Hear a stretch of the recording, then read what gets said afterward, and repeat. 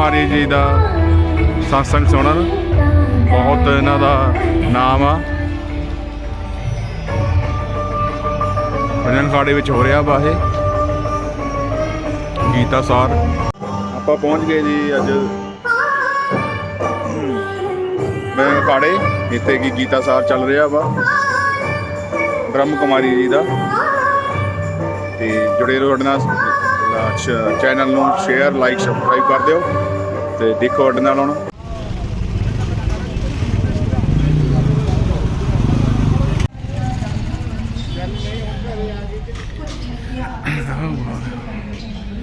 वैसे तो ये संस्था के बारे में बताना जैसे कि सूरज को दीपक दिखाना मात्र है, फिर भी हो चुका था। मैसेज कितना मैं आ गया, तुसी मैसेज कितना मैं आ गया। 40 देशों में 10,000 से अधिक शाखाओं का रूप धारण करके एक विशाल वटवृक्ष की भांति विकसित हो चुका है, जो तमाम मनुष्य मात्र तैयारी है रथ है, जैसे medical wings, youth wings, sport wing, महिला विंग इत्यादि विंग्स समाज के विभिन्न वर्गों में इस तरह से फैला है कि कोई भी वर्ग अछूता नहीं चले। इस संस्था को संयुक्त राष्ट्र संघ के द्वारा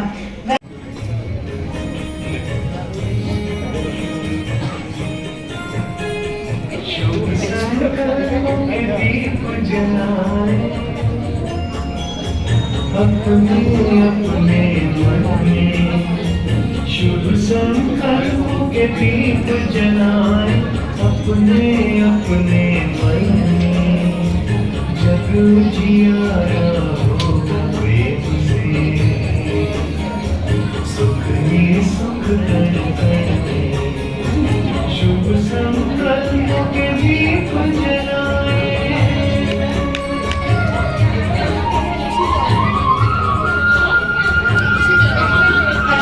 गोयल जी वो भी कैंडल लाइटिंग के लिए कृपया आएंगे। सहज सरल दिव्यता की बन जाए मूरत, मंदिर से इस तन में जग उजियारा होगा प्रेम से, सुख ही सुख कर शुभ संकल्पों के दीप जलाए।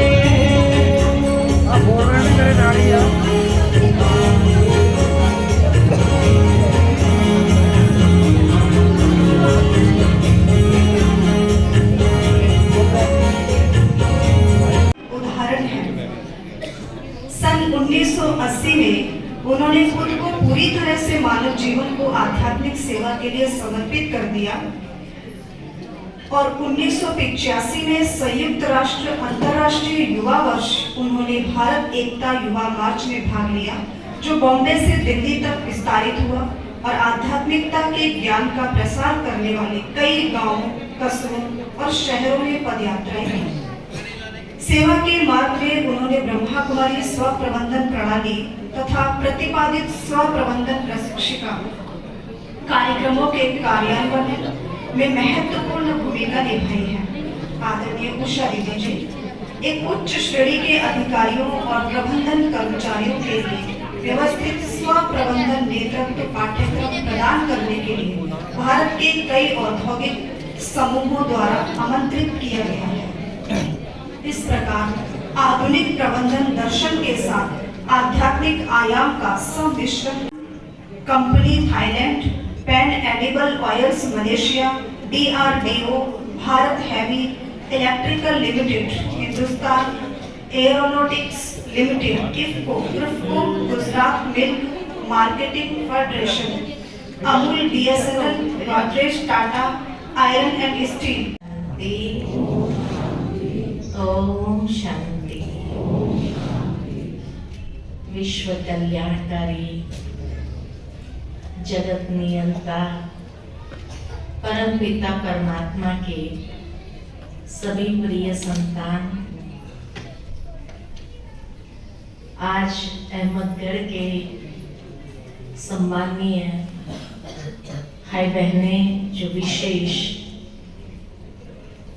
सफल जीवन का आधार, गीता का सार, इस विषय पर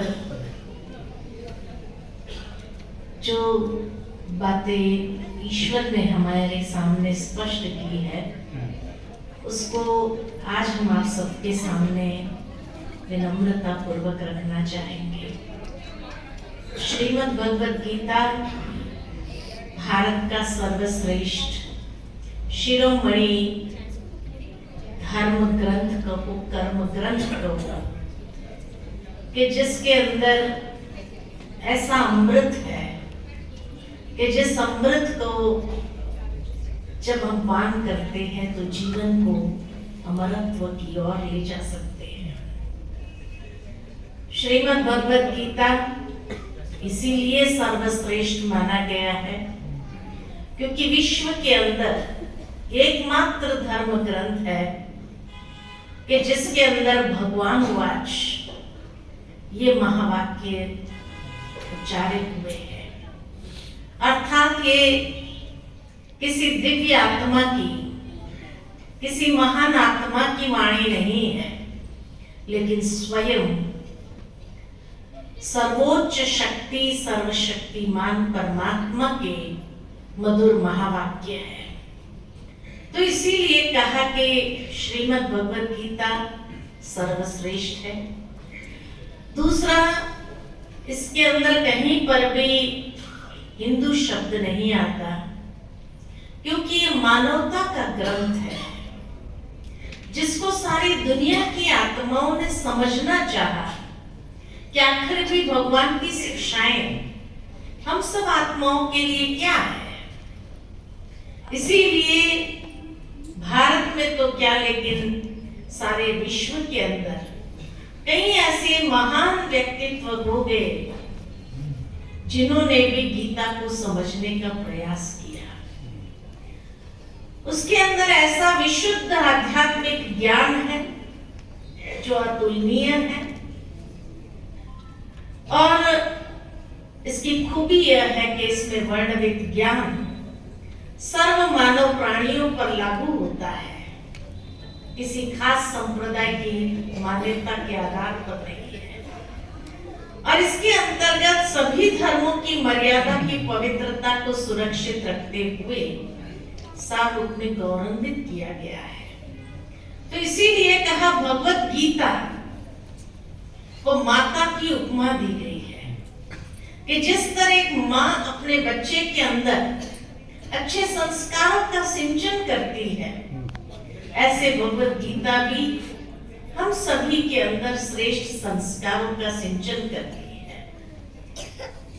साथ ही साथ उसको माता इसीलिए भी कहा गया कि दुनिया के सभी धर्म ग्रंथ जो है उसमें जो भी महान आत्माओं की, दिव्य आत्माओं की वाणी है, वो कुछ न कुछ अंश भगवत गीता से ही प्राप्त है। और उसी बात को उन्होंने विस्तार पूर्वक अपने समझ के आधार पर, अपने दिव्य बुद्धि के आधार पर साधारण मानव के सामने स्पष्ट करने का प्रयत्न किया है। जिस महाभारत के युद्ध की बातें भगवत गीता में आती है, महाभारत में आती है, ठीक इसी तरह इस्लाम धर्म में अगर देखा जाए तो जिहाद की बातें, जो अच्छाई और बुराई के बीच में युद्ध है। महाभारत में पांडव और कौरवों के बीच में ये युद्ध दिखाया है। इसी को ही क्रिश्चियन धर्म में बाइबल के अंदर द होली वॉर दिखाया है, जो शैतान और फरिश्तों के बीच में दिखाया है। तब कहा कि हर धर्म की जो बातें हैं कहीं न कहीं श्रीमद् भगवद गीता से उसको ली गई है, इसीलिए ये सभी धर्मों की मां हो जाती है। लेकिन इसमें ऐसा जीवन जीने की कला को, जीवन के लिए श्रेष्ठ निधि है, जो हम सबके जीवन को भी एक श्रेष्ठ दिशा प्रदान करता है। और उस समय वो इतने मग्न हो जाते थे कि जब ध्यान अवस्था से नीचे आए तो उन्हें महसूस हुआ कि इतनी अनमोल बातें ये मुझे सब तक पहुंचानी चाहिए। तब वो भगवान से विनती करते हैं कि हे प्रभु, इतनी श्रेष्ठ बातें आप दे रहे हैं, परंतु समाधि अवस्था से नीचे आता हूँ और जब उसको स्मरण करना चाहता हूँ तो कुछ बातें लुप्त हो जाती हैं। इसीलिए मुझे कोई लेखक मिले। तब कहा जाता है कि भगवान ने इशारा किया कि आप गणेश जी का आवाहन करो। तो महाभारत के आदि पर्व के 77वां श्लोक है, जिसमें महर्षि वेद व्यास जी गणेश जी का आवाहन करते हुए निवेदन करते हैं कि हे गणनायक, आप मेरे लेखक बनो। यह ग्रंथ मैं मेरे मन की अति उच्च अवस्था में अर्थात समाधि अवस्था द्वारा प्राप्त ज्ञान से प्रकट कर रहा हूं, जो कि मेरी ही मन की कल्पनाओं का विस्तार है। ठीक अर्जुन जैसी एक मनस्थिति महर्षि वेद व्यास जी ने प्रकट किया आज के युग के लोगों को देखते हुए समाधि अवस्था में।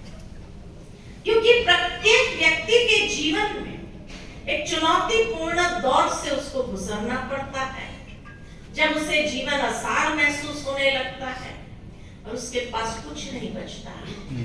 उसका विश्वास, मूल्य, धैर्य, दया, सबकी हदें टूटने लगती है। कुछ लोग इन चुनौतियों को पार करके अपने जीवन को सफल कर लेते हैं, जबकि कुछ व्यक्ति इसी संघर्ष में अपने जीवन को नष्ट करने का भी सोच लेता है। तो इसीलिए कहा कि आज के मनुष्य की जो मनस्थिति है, महर्षि वेद व्यास जी ने अर्जुन की मनस्थिति ऐसी दिखाई है। और वर्तमान समय में उस मनस्थिति में क्या समाधान है, ये भगवद गीता सिखाती है। इसी तरह पारिवारिक स्थिति, आज परिवार के अंदर माता पिता मोह के कारण ज्ञान चक्षु बंद करके धर्म तथा ज्ञानार्जन करने वाले लोगों को 5 गांव नहीं दे पाते हैं। और पांडवों ने खाली 5 गांव मांगे थे कौरवों से, तो दुर्योधन ने क्या कहा, 5 गांव तो छोड़ो, मैं एक सुई की नोक बराबर भी जगह देने के लिए तैयार नहीं। भावार्थ यही है कि वह अपने दिल में उनको स्थान देना नहीं चाहते हैं, न उन्हें सुख से रहने देना चाहते हैं, और अभिमान इतना कि चाहे कुल का नाश हो जाए, परंतु घृणा, द्वेष, क्रोध, अन्याय, प्रतिशोध की भावना को छोड़ना नहीं है। आज के युग के अंदर जितने भी कोर्ट केसेस चल रहे हैं भाई भाई के बीच में, किस बात को लेकर चल रहे हैं? जमीन और जायदाद को लेकर के। एक भाई ने मेहनत करके सारी जमीन खरीदी होती है, दूसरा भाई जब देखता है कि ये भाई में अभी इतना ताकत नहीं है, दम नहीं है, तो क्या कहते हैं, ये जमीन में से इतना भी मैं देना नहीं चाहता। जो तब ये बात समझ में आई कि महर्षि वेद व्यास जी ने जो वर्तमान समय को देखा था समाधि अवस्था में, कि सचमुच आज कोई पति अगर गलत काम कर रहा हो स्वार्थवश, अभिमानवश, तो उसकी पत्नी जानते हुए, देखते हुए उसको रोकने का प्रयास नहीं करती, उस समय अपनी आंखों पर पट्टी बांध लेती है। और वो अपने अभिमान में आकर किसी के साथ भी अन्याय करे, और वो लोग आकर के के उस पत्नी से कहे कि भाई आपके पति से कहो इतना हमारे साथ अन्याय न हो, जानते हुए देखते हुए भी क्या कहती है, अच्छा हमें तो पता ही नहीं था। ये आज की गांधारी है या नहीं है समाज में ऐसी गांधारी है, बहुत है। और फिर 100 पुत्र, इंटरनेट में सर्च कर रही थी 100 कौरवों के नाम क्या थे, तो देखा गया कि अधिकतर कौरवों के नाम दु से आरंभ होते, दुर्योधन, दुशासन, दुष्यल, दुर्विमोचन, दुर्बुद्धि, दुर्मुख, दुष्कर्ण, ये सारे कौरवों के नाम। मैं सोचने पर विवश हो गई कि आज की दुनिया में, कलयुग में, माँ बाप इतने सुंदर सुंदर नाम अपने बच्चों के रखते हैं। ये गांधारी और धृतराष्ट्र को कोई अच्छा नाम ही नहीं मिला। जब दू से आरंभ होता है सारे नाम, दू माना दुष्टता, जो दूसरों को दुख देना जानते हैं। आज पॉजिटिवली कोई भी दू से नाम नहीं रखते हैं। 2 ही नाम मेरे दिमाग में जो आए, एक दुर्गा और दूसरा दुष्यंत, दुष्टता का अंत करने वाला। ये 2 ही नाम मेरे दिमाग में आए जो दू से आरंभ होते हैं। बाकी तो सब नेगेटिव भाव को लिए हुए ही है। दुर्विमोचन, जिसकी दृष्टि ही खराब हो। दुष्कर्ण, जो बुरी बातें सुनने के शौकीन है। दुर्बुद्धि, दुर्मुख, एक एक नाम दुर्योधन, अरे कौरवों को देखा जाए तो सारे कौरवों के नाम जो है दूसरे आरंभ के थे, दुष्टता को लिए हो। लास्ट में एक बहन, वो भी दुष्टिला। शील माना चरित्र, जिसका चरित्र ही दुष्टता वाला था। जब मैं गैदरिंग में ये बात सुना रही थी तो एक माता आकर के मेरे को कहने लगी, बहुत सही बोला। मैंने कहा क्या? अरे आज दुष्शिलाएं बहुत है। मैंने कहा कहाँ है? तो मुझे बताने लगी वो कहाँ है। मुझे बताने लगी कि दीदी आप लोग तो सीरियल नहीं देखते होंगे, लेकिन जितनी भी टीवी पर सीरियल आती है ना, उन सीरियलों में जो लेडीज कैरेक्टर को दिखाया है कि कोई भी घर घर में आग लगाने का काम वही करती है, घर तोड़ने का काम वही करती है। ये सारी दुष्शिलाएं तो है।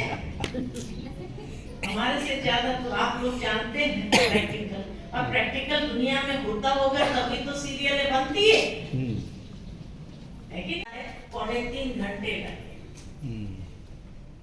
तो मेरे मन में एक विचार आया और मैंने सवाल किया कि युद्ध का माहौल खड़ा हो गया है, शंखनाद बजने लगे हैं और भगवान 2.5 घंटे तक 700 श्लोक सुनाने लगे। तो क्या दुर्योधन के पास 2.5 घंटे की पेशेंस थी? आज अगर रास्ते में कोई 2 व्यक्ति लड़ने के मूड में आ जाए और एक को आप सज्जन देखो और उसको कहो कि मैं तुझे गीता ज्ञान सुनाता हूं, आधा घंटा मुझे दो, तो दूसरा क्या कहेगा? अरे गीता ज्ञान देना तो घर में देना, this is not the place, let's fight. कहेगा कि नहीं कहेगा? तो दुर्योधन जो इतना उतावला था युद्ध के लिए, चलो 45 मिनट ही ले लो, तो क्या 45 मिनट तक का भी पेशेंस उसके पास था? जब मैंने ये सवाल पूछा तो मुझे बताया गया कि इस बारे में तो कोई बात लिखा नहीं है, शास्त्र में कुछ वर्णन नहीं है कि दुर्योधन ने क्या किया। 45 मिनट तक व्हाट डिड ही डू? भगवान यहाँ ज्ञान सुना रहे हैं तो क्या उसके बारे में कुछ लिखा नहीं है? सोचने की बात है। मिनट तक का भी पेशेंस। तो एक भाई ने मुझे क्या कहा, नहीं उस समय भगवान ने ना टाइम फ्रीज कर दिया। अरे फ्रीज कहाँ कर दिया था? पहला अध्याय जो है उसमें दिखाया है कि सभी महारथियों ने अपना अपना शंख बजाना चालू कर दिया। इधर भगवान गीता का ज्ञान सुने, इधर शंख बजाना चालू कर दिया। और कहा जाता दुर्योधन जाकर के भीष्म पितामह को प्रोटेक्ट करने की सारी रणनीति बना रहा है, लोगों को कह रहा है कि उसको कुछ नहीं होना चाहिए, उसको प्रोटेक्ट करना चाहिए। और युद्ध में तो जवान जाते, बूढ़े थोड़ी जाएंगे। तो बूढ़े भी गए हैं, आचार्य गए हैं, द्रोणाचार्य, कृपाचार्य, आचार्यों का क्या काम है युद्ध के मैदान में? वो तो घर में रहते हैं। चलो ठीक है, लेकिन 45 मिनट तक का भी पेशेंस था दुर्योधन में, ये बहुत बड़ी बात है। फिर मैंने कहा कि अक्षौणी सेना, अब अक्षौणी माना कितना होता है? तो मुझे बताया गया कि 18 अक्षौणी थे, 11 अक्षौणी कौरव के तरफ थे, 7 अक्षौणी पांडवों के तरफ थे। अच्छा, एक अक्षौणी में कितना होता है?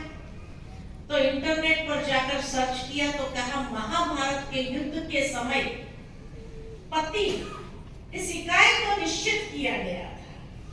और एक पत्ती में कितना आता है? एक पत्ती में एक रथ, एक हाथी, 5 पैदल सैनिक और 3 घोड़े, इतना एक पत्ती में। तो एक अक्षौणी में कितने पत्ती थे? तो कहा एक अक्षौणी के अंदर 21,870 पत्ती थे।